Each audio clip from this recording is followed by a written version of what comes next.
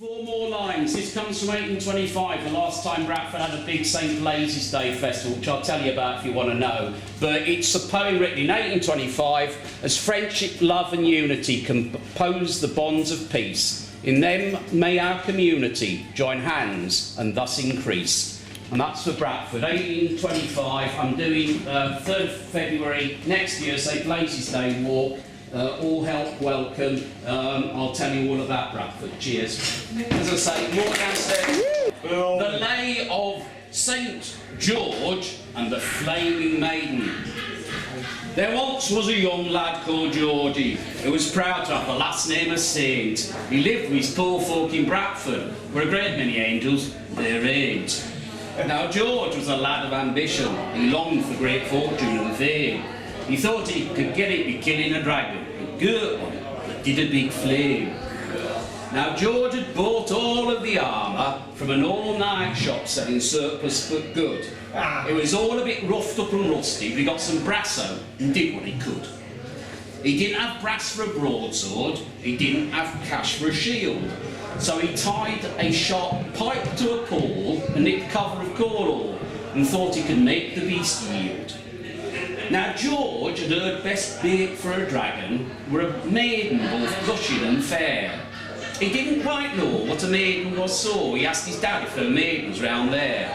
His dad said, "Of course there are maidens. There's one down at our garden's end.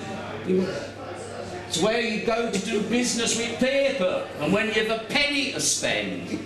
His mam said, "You clock, that's a maiden. A maiden's a lass what's kept herself pure." His dad shook his head and he tutted, "You'll have a hard job to find one round here." Oh.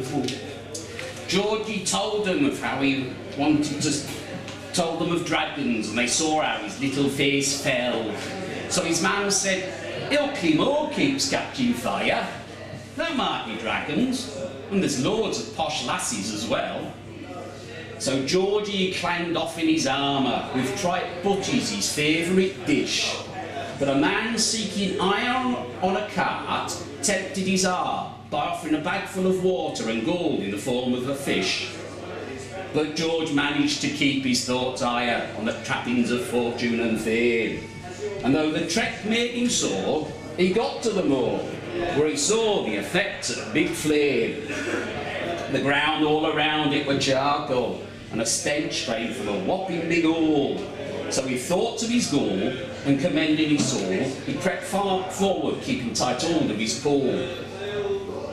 Creeping forward, he spied a fine lass, dressed in bright colours with flaming red hair.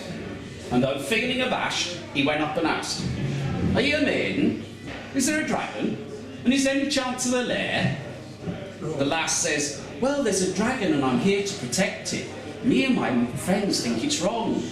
The dragons are faced with extinction just because they flame and they pong. The name of the group is Maidens Admiring Dragons." "You're mad!" cried Georgie, and the lass said, "That's right. I thought of the name and dragons made me flame, and for the rights of all dragons we'll fight." As she talked, George began to feel stirrings, and not just desires for fortune and fame. As the sun caught her hair, he thought her most fair. His heart like a head seemed aflame. So he trembled and he asked her name. She looked at his paw and seemed friendly. She smiled and asked him, "What do you seek?" Now George wasn't too bright, but he thought to say, to kill dragons wouldn't sound right. So he claimed to be protecting the weak. He offered her a bite of his butty. She said, "Oh, tripe, how ethnic and quaint." And because he talked of protection and not slaying dragons, she began to think him a bit of a saint. Now George never slayed even one dragon, because the lass took him home for some tea. The meal was dead posh, and the afters, by gosh, made him decide to help dragons stay free. So don't see, George became world's leading expert on dragons, their habits and how to feed them on corn. And his world suddenly seemed full of hot maidens that he had to push off with a pole. So don't seek fame and fortune by killing. Don't go question a dragon to slay. Like Georgie, use speech and the lassies you'll reach, and you'll end up with a much better lay.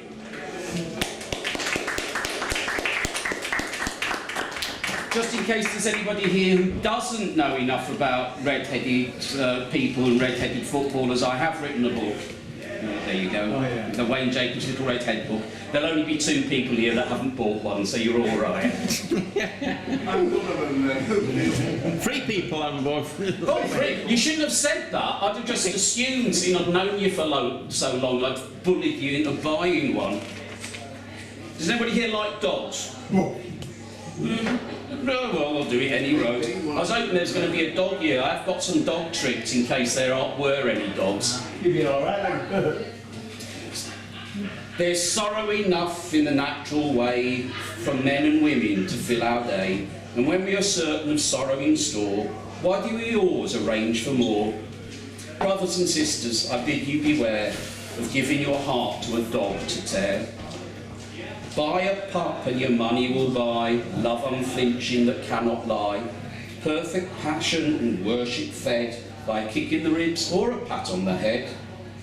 Nevertheless, it's hardly fair to risk your heart for a dog to tear. When the 14 years which nature permits are closing in asthma or tumour or fits, and the vet's unspoken prescription runs to lethal chambers or loaded guns, then you will find it's your own affair, but you've given your heart to a dog to tear. When the body that lived at your single will with its whimper of welcome is stilled, how still?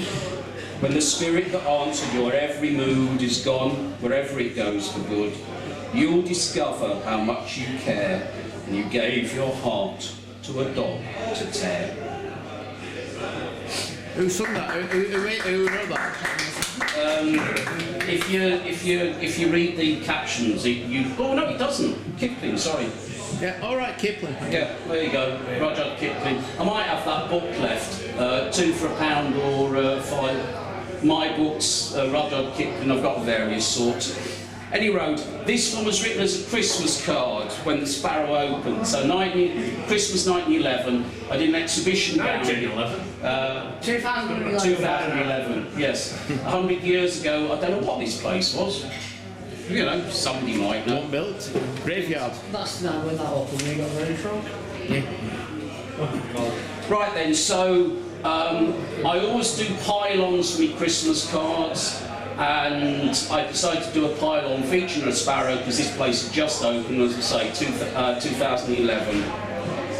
Oh, little bird so brown and droll that cards they do not show, the plain and drabbing common flock, perched chill amidst the snow, while orange stars set go, go, golden, the robin takes the shine, but sparrow's spark still lights the ark with warmth of love divine.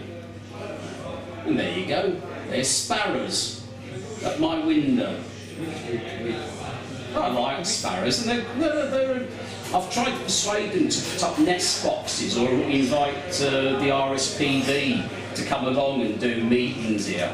I will go to the Bradford RSPB, and not just because at least 8 out of 10 of their committee members are women. That's not the reason I'm going to go to the RSPB. But they meet in Shipley, and it's just coincidence this place is called the Sparrow. There's no more ornithologists. Right, Bomber, written for a lass I fancied who worked at the library, and also based on a Len Drayton novel that got turned into a very powerful Radio 4 all-day play. It went on bits of the play all through the day about a Lancaster bomber flying over Germany, getting hit, and one man being ejected alive out of a perspex window on the bomber and falling without a parachute. A very powerful piece. Bomber, standing on an iris brink on an edge of blue so clear and cold, may I fall with grace from God through the black to fields of gold, landing with no time to think in a light that's true, lets truth be told. May our tongues be laced and lies unshod through the flak that our lives enfold.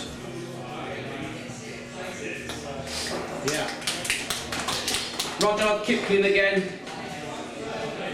We're foot slog, slog, slog, slogging over Africa. Foot, slogging over Africa.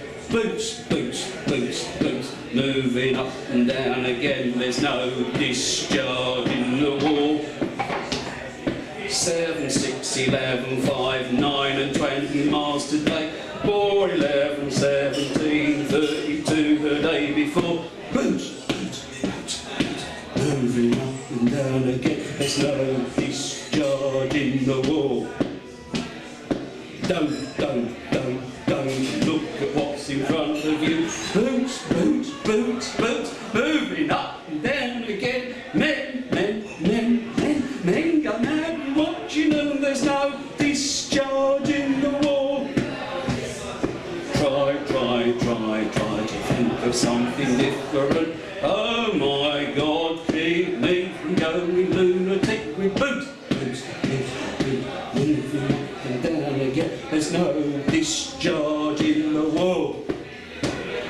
Count, count, count, count the bullets in the bandoliers. If your eyes drop, they will get on top of you. Boots, boots, boots, boots, moving up and down again. There's no discharge in the war. We can stick out hunger, thirst and weariness. Not the sight of them. Boots, boots, boots, boots, moving up and down again. There's no discharge in the war. Ain't so bad by day because of company, but night brings long strings of 40,000 million. Boots, boots, boots, boots, moving up and down again. There's no discharge in the war. I have marched 6 weeks in hell and 35. It is not fire, devil's dog or anything. Boots, boots, boots, boots, moving up and down again, and there's no discharge in the war.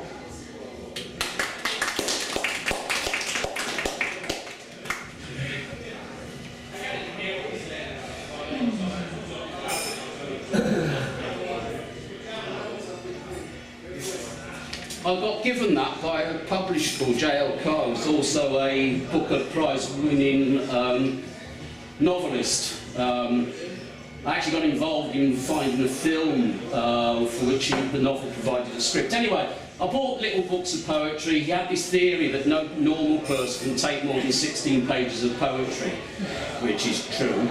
And I tried to get a bookshop in Bradford that's long gone to stock them. And she kept saying, give me a rate card. She thought I was a rep. I didn't understand what she was saying, but I wrote to the bloke, because he always put his address in the back of the little books. And I got a houseman back as by return of post, a reward for conspicuous gallantry in approaching a snooty bookseller. Loveliest of trees, the cherry now, is hung with bloom along the bough, and stands about the woodland ride, wearing white for Eastertide.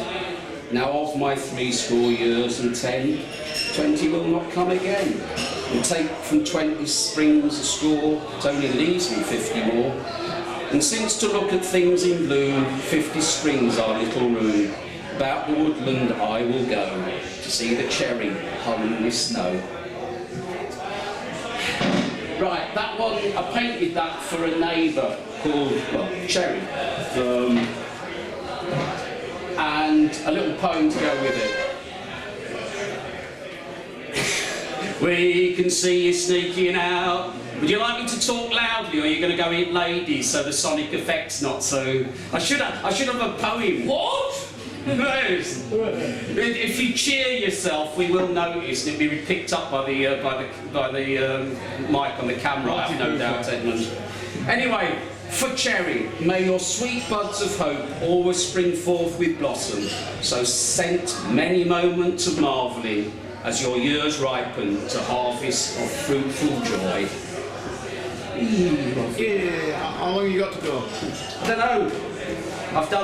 I'll tell you what I'll do. I will do one more here, and then I'll take a show of hands. Well, we've come out to see you, so that's not really fair.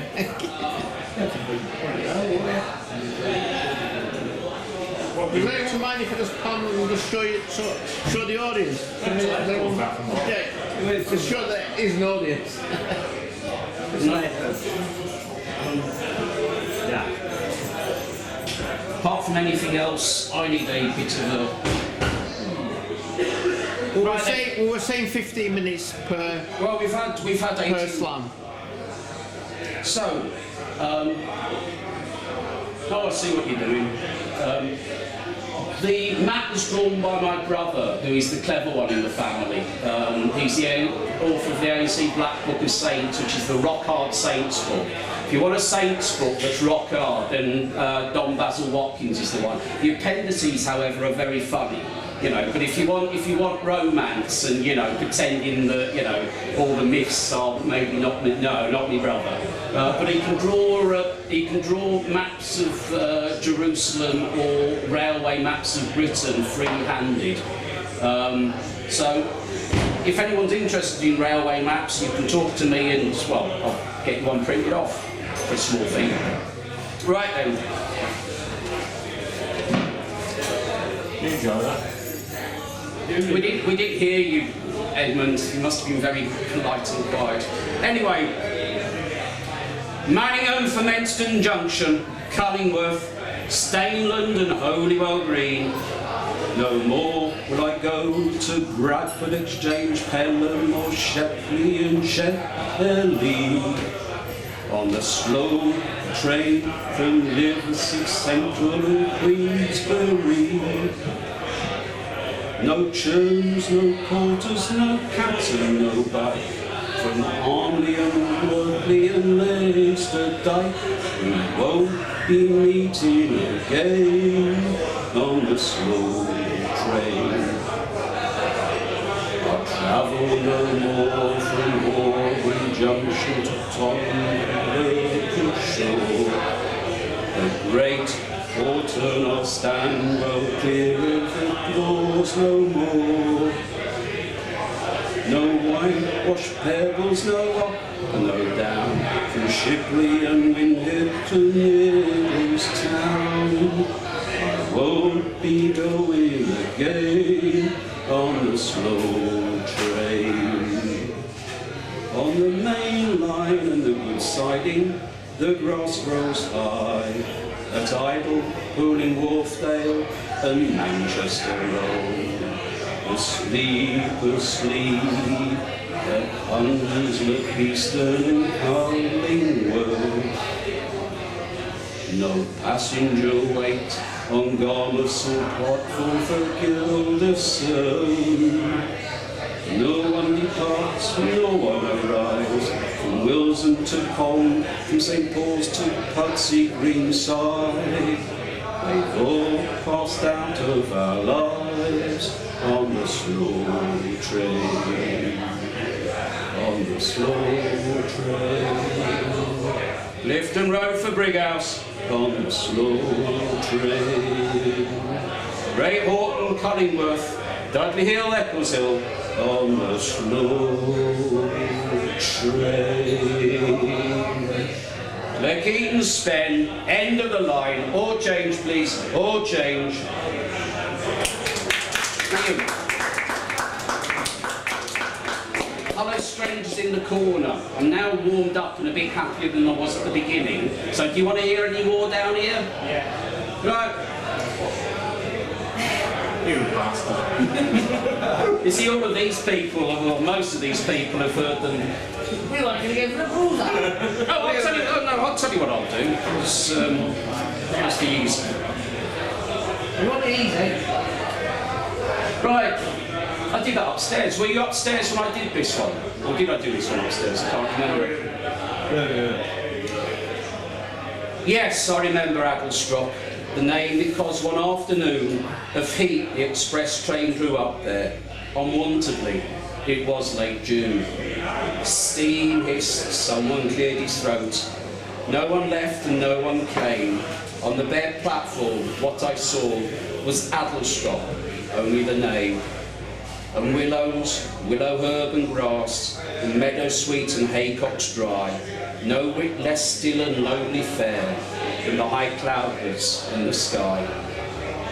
And for that minute a blackbird sang, close by and round him mistier, further and further, all the birds of Oxfordshire and Gloucestershire.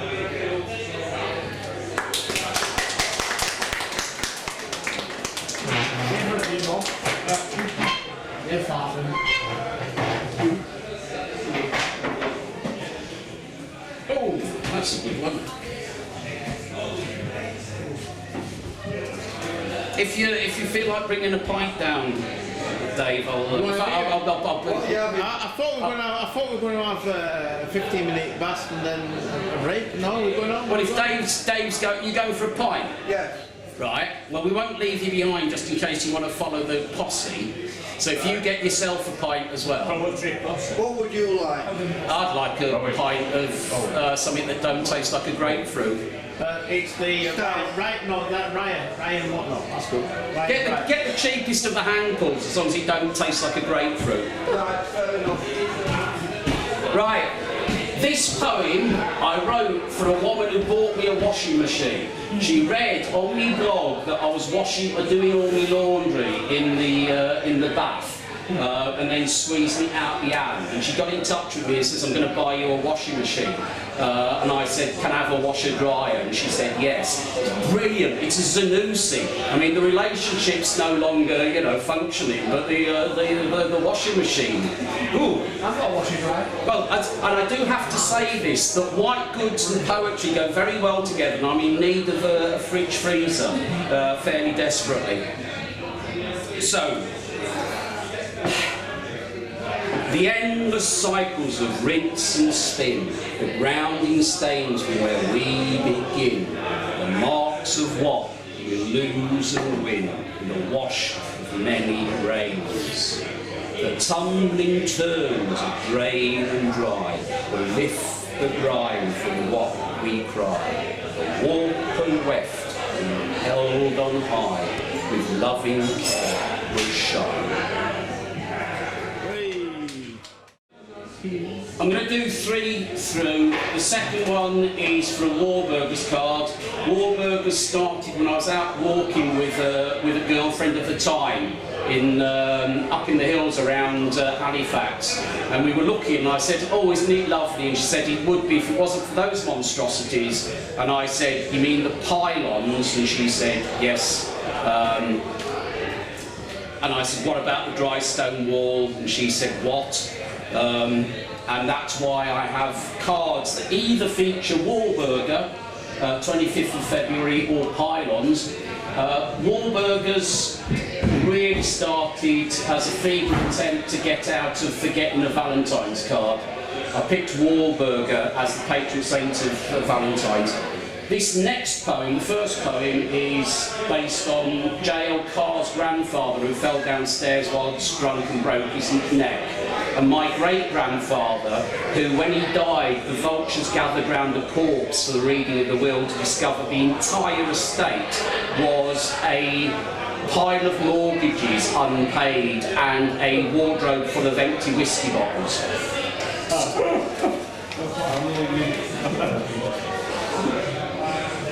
I told my love I loved to drink, my love told me she'd love to lie, but not with a man with a brewer's stink, and begged my drinking ways to mend, or a chance for love would surely end. I told my love we'd say goodbye. My love told me to bide the by. The smell of beer caused her to think, but Grandma left alone to die when Grandpa came to a stairfall's end. The stink of whiskey's his tripping friend, leaving his love behind to cry. I told my love I too had heard the lie of a drunken father on the brink, who left just mortgages piled up high from all the banks who'd agreed to lend a once rich man his booze has spent for a closet full of empty rye. So for drink and love we ought to try, and you help each other not to sink, but use in spirit the best to fly, and use each other the best to mend. family scars that scratch and rend. So with reason measure held on high, not sunk in liquor nor joyless dry. So please stay with me and be my friend. She thought and said she'd try.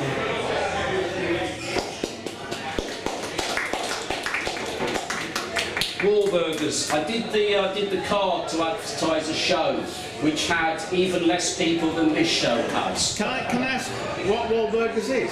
Wahlburgers. Well, I picked Wahlburgers because it was close enough to Valentine's Day for me to claim she was the patron saint of forgotten Valentines. But she's a saint, yeah. She's a saint. She's actually an Anglo-Saxon. She was one of the most significant women in early medieval Europe. She went to Germany with her cousins Willie Burt and Willie Bald, all members of the Wessex royal family, to help St Boniface convert the Germans to Christianity. And her tomb, she got moved, because you know that saints' bones were like nationalised industries. You know, if you had enough money, you could take them over and move them somewhere else. So Wahlburger got moved, but her tomb still gives oil. It's one of 4 tombs known in Europe that drips oil. There is a technical term for an oil-bearing saint, but I don't know what it is. How did she die? She just died of natural causes. She wasn't. Unlike Saint Blaise, the patron saint of Bradford, who had all his skin scraped off, supposedly with wool combs. That's what dead acid probably. Yeah, that's why. Oh yeah. Blaise, Saint Blaise, our patron saint, because the wool combers adopted him because he's supposed to have been Anyway, her symbols are oil and corn, and that pub, the Betsy Trotwood, would have been where the Fleet, in fact it is where the Fleet River now runs. It runs underground just by the pub. The fleeting river that runs unseen, passing times of flood and harvest and banks of green, now slips beneath our mind to darken theme, leaves damp and shadows from the slight and mean, still dogs our thoughts with what might have been. Yet the passing waters can wash things clean, can mill to flower the joys we glean. So burn oils of hope to make a beam, to guide a way through bed and stream, and light our hopes in the waking dream. Now you wait until it's black and white. Time and the laws of physics will see you right. Settling will come after a pause, the settling of heads, depths and laws, with blurring vision, a brain-like fission. But will we admit the cause? We all know the truth indeed. It's always stitched to prejudice or creed. We always believe it will breed, like warmth in the mouths of paws. That poem, which is in my book, Wahlburgers, I have a book, that poem was inspired when I was in a pub close to Piccadilly Circus. It was a Murphy's, I think. Anyway, I went down, I was only young, I asked for a pint of stout, so he poured me the pint of stout and put it on a shelf and disappeared. And I thought he'd forgotten me. So I reached over to get me stout, to get me Guinness-like drink, and he and you're to wait until it's black and white! He shouted at me very loudly, and he said, and you're not to touch it until it's black and white. I haven't finished pouring it yet. So there you go. And then I was in the Guido bar in Derry in July 1993. Can you guess why I was there, Dave?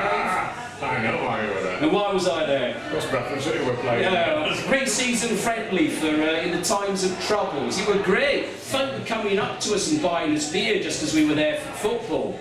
You know, it didn't matter what you were, you were there for Bradford City.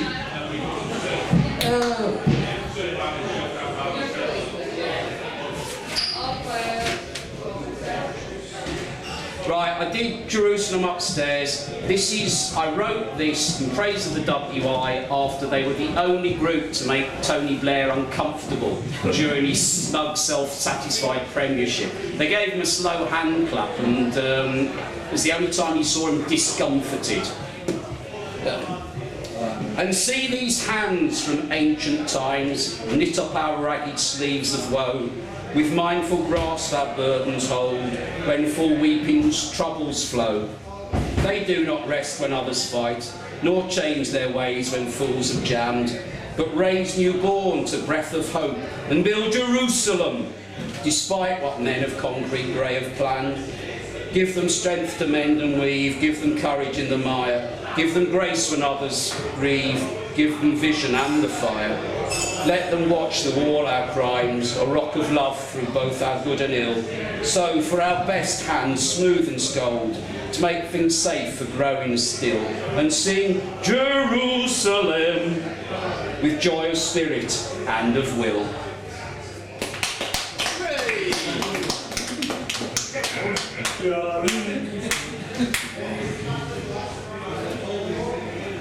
Are we anywhere near the conclusion? Or are we? Well, I reckon 2 more, 9 o'clock, and then that. How does that feel? 3 more, in fact, 3 more. 3 fairly short ones. Are you okay with that? Yeah. Thank you. I'm sorry, I don't know. I think I'm Glyn. This is Dave. This is Joe. This is Ed. This is Heidi. He's been on telly. Ed's been on telly. That's Dave. He's been on telly. Keith, that's Keith. You can give us your name if you like. If I was still supply teacher, I'll give you a little. Robert. Sorry? Robert and Senna. Yeah. No, Robert and Senna. Right then. It's Poetry Day. International Poetry Day. International Poetry Day 2004. Right, so, sorry.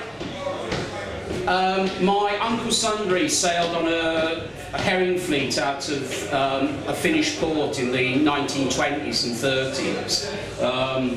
And I was Hayseed Dixie's poet in residence at Ullapool for their first 2 Blue festivals. I had to pay to get into the first one because the band didn't actually tell the organiser that they'd agreed for me being their poet in residence. But I got free at the next one, bugger all else. So, oh, and by the way, sterling, British money is named after Easterling herrings because it was one of the most constantly traded things in London. The net of knots, for silver's pursing, the trawling line, the open moor, grasping cast, the millions flashing, the sterling scale, the hungry poor, the times of plenty, the times of cursing, the appalling times that built the law. The waters pass, the sun can crush in, the red of sail that sets no more. Bless the ones that found no shore.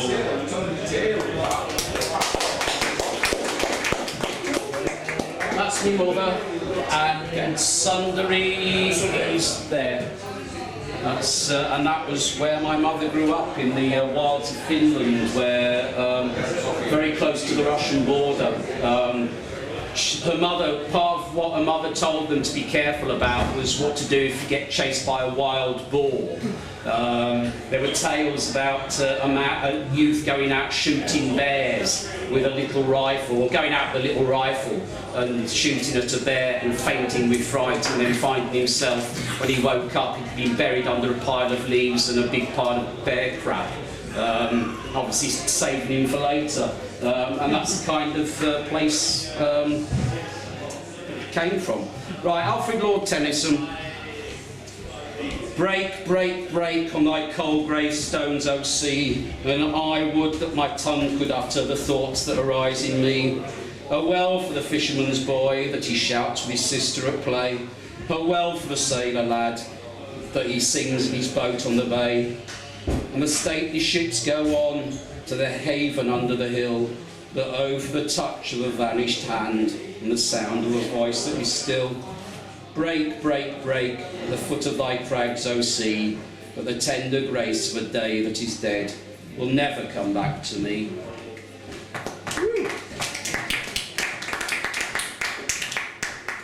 And that's in the Wahlburgers book as well, which I must remember to whip out before I go. We need to reproduce Wahlburgers book. This is Joe, by the way. No, no. Coaching him. Right then, St Blazes Day. Just a very little thing, this. That's part of an illustration from 1811 of St Blazes Day.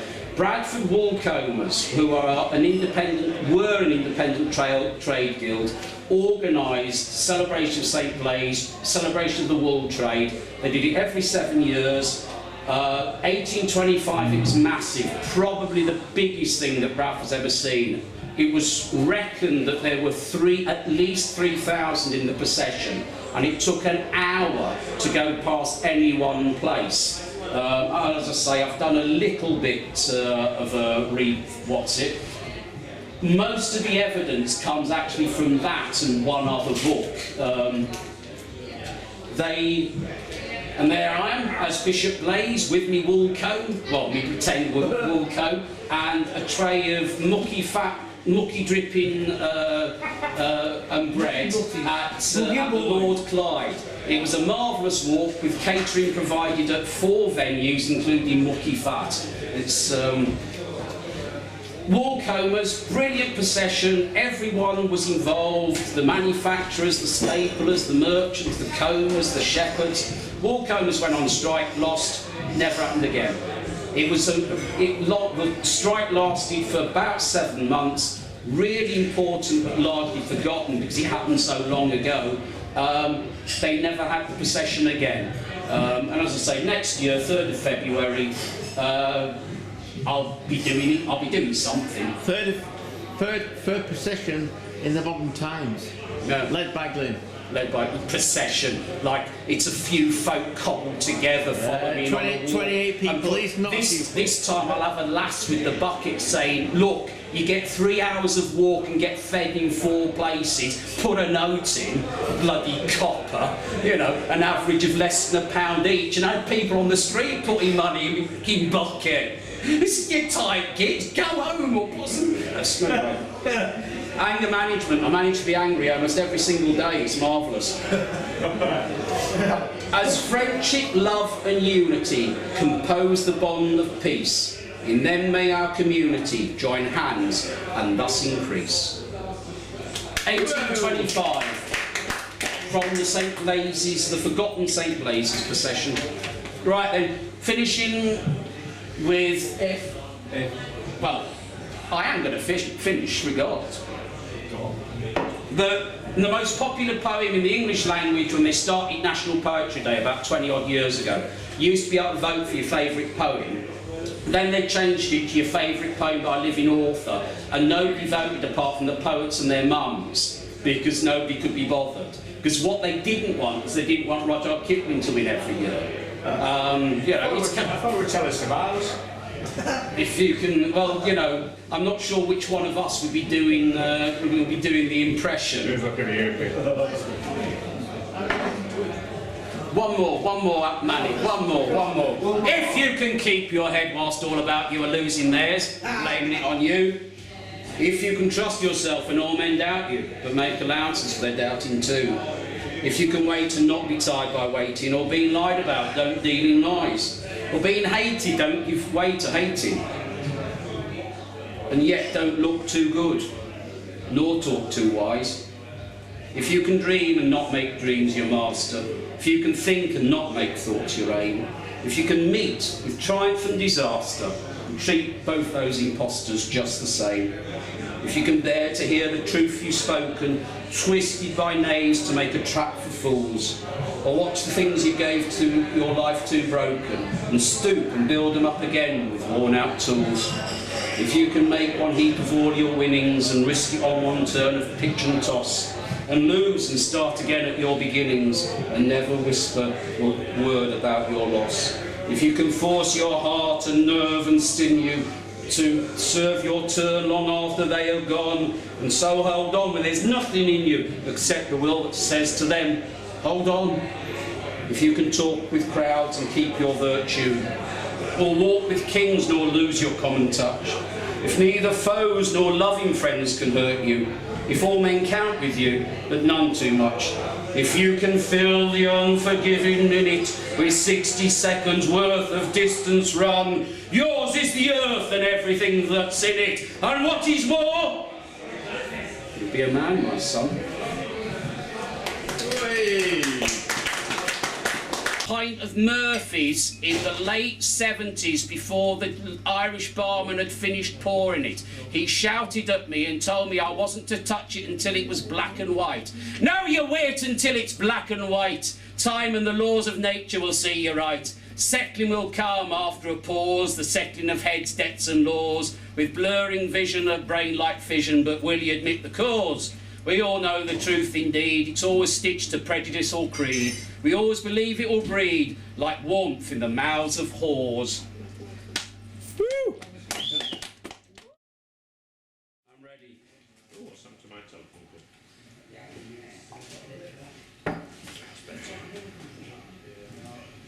Are we ready, Joe? We are ready. We are rolling and we have action. The Lay of Saint George. There once was a young lad called Georgie, who was proud to have the last name of Saint. He lived with his poor folk in Bradford, where a great many angels there ain't. Now George was a lad of ambition. He longed for great fortune and fame. He thought he could get it by killing a dragon, a girt one that did a big flame. Now George had bought all the armour from an all-night shop selling surplus but good. It was all a bit roughed up and rusted, but he got some brasso and did what he could. He didn't have brass for a broadsword, he didn't have cash for a shield, so he fixed a sharp pipe to a pole and nicked cover of coal oil and felt sure he could make the beast yield.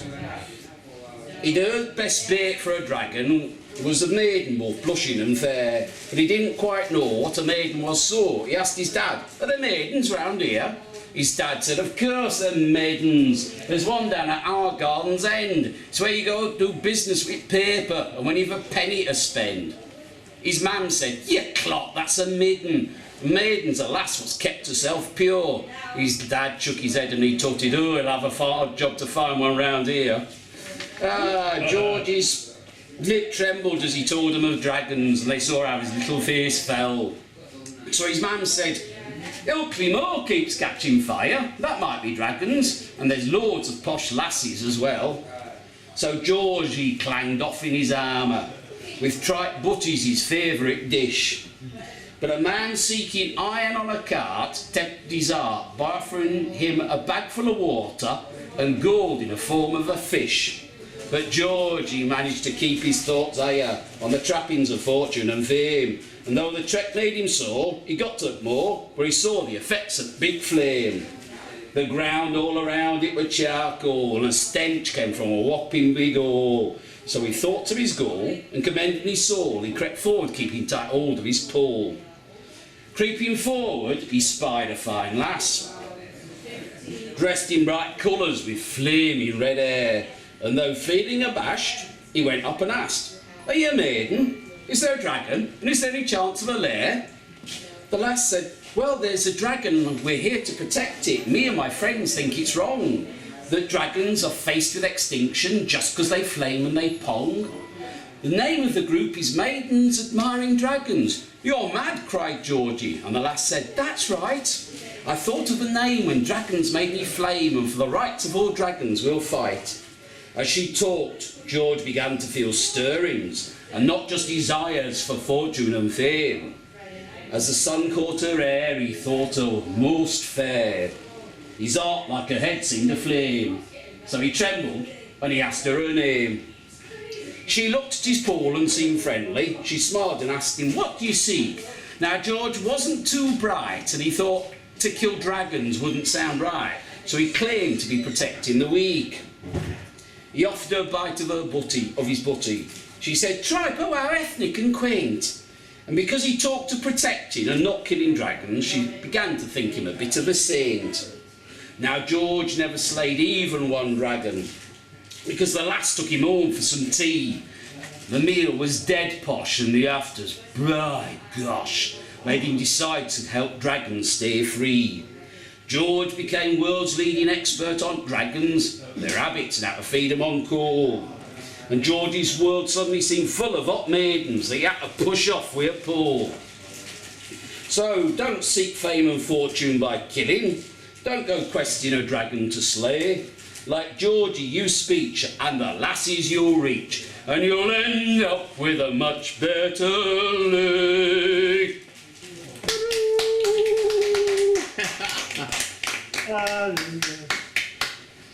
There we go. Just in case this ever appears on YouTube, I am the author of the Wayne Jacobs Little Red Head book, a book of red-headed footballers, the mysteries of red hair. Get in touch with me, and I've still got 1 or 2 copies left. How much for? Couple of quid. Give us a £5 and you can have your pick of what I've got in my bag. Oh, and some books as well. So, should I do another one? Aye, go on, go for it, lad. Any requests? Boots. Boots. Boots. You doing any well played? Since I've been with you. Don't think so, apart from daffodils, which I'm in Glory of the Garden and daffodils, I think are the only 2 I've not done. Oh, Glory of the Garden and Boots, yes, definitely. You can't have them. You All right, can't have okay, them yeah, both. You all have right. one or t'other. Boots then, Boots. It might not. Boots. So back the light ones on. I like Boots. It's a heavy metal song. It is, isn't it? Yeah, it's Rudyard Kipling, the famous heavy metal lyricist. Actually, that's not a bad what's it? Yeah. What's it? That's not a bad thing. Simple, straightforward, easily understood They should be doing you all right. words. By Rudyard Kipling, Boots. We're slogging over Africa. Foot, slogging over Africa. Boots, moving up and down again. There's no discharge in the war. 7, 6, 11, 5, 9 and 20 mile a day. 4, 11, 17, 32 the day before. Boots, moving up and down again. There's no discharge in the war. Don't look at what's in front of you. Boots, moving up and down again. Men, gonna be watching them, and there's no discharge in the war. Try to think of something different. Oh my God, keep me from going lunatic. With boots, moving up and down again. There's no discharge in the war. Count the bullets in the bandoliers. If your eyes drop, they will get on top of you. Boots, moving up and down again. There's no discharge in the war. We can stick out hunger, thirst and weariness, but not the chronic sight of them. Boots, moving up and down again, and there's no discharge in the war. Tain't so bad by day because of company, but night brings long string of 40,000 million pounds, moving up, down again, there's no discharge in the war. I have marched 6 weeks through hell and certify it is not fire, devil's dark or anything. Boots, moving up and down again, and there's no discharge in the war. You're stamping on your own thing there. Sorry? You're stamping on the thing. Oh, I thought it was something soft. I thought you were a bit of me. Thank you. Right. Well done. Yeah, the orchestra. Are we done? Are we happy? Yeah. Done it. Woohoo! So Boots, you did it thrice. Right. Thrice. Have I done that one 3? Oh, I have. No, yeah, he's only twice. Is it twice?